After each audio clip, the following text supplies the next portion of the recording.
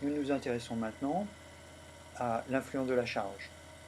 Partant du même point de fonctionnement que précédemment, nous allons charger le moteur. Ça veut dire que la génératrice entraînée par le moteur va alimenter une charge résistive, 25 ohms, ici, réglable. Voilà.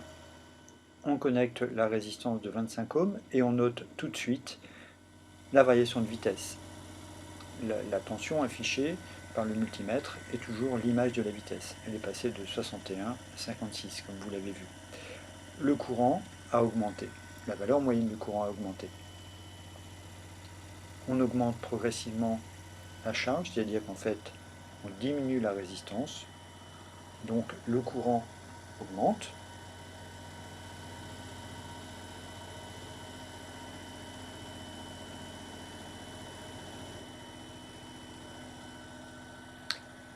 On pourra d'ailleurs relever plusieurs points, les valeurs de vitesse, donc son image toujours, et la valeur du courant, qui sera l'image du couple.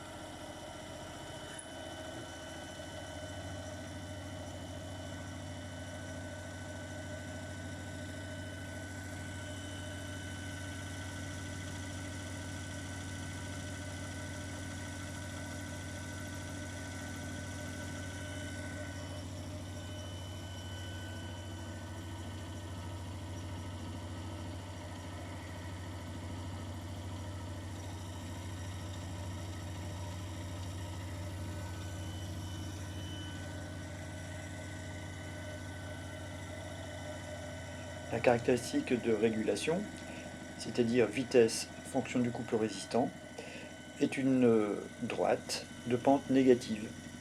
Donc plus le couple résistant augmente, plus la vitesse chute.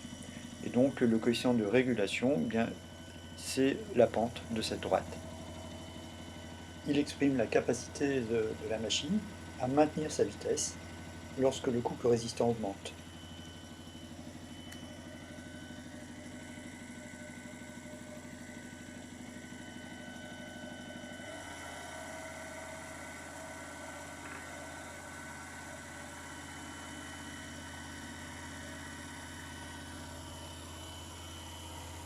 Vous pouvez maintenant relever quelques couples de valeurs, vitesse et courant, et vous pouvez tracer la caractéristique de régulation et enfin calculer le coefficient de régulation de la machine. Voilà, pour résumer l'influence de la charge, on va étudier ici deux situations extrêmes.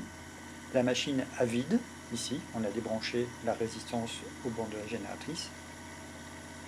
La machine en charge, pleine charge, puisque là on a rebranché la résistance. On peut lire à droite, sur le multimètre jaune, on peut lire l'image de la vitesse dans ces deux cas de charge. On peut lire ici aussi, sur l'oscilloscope, là on est à 200 millivolts par division ici, et donc pour le courant, et donc ici, pleine charge, et à vide.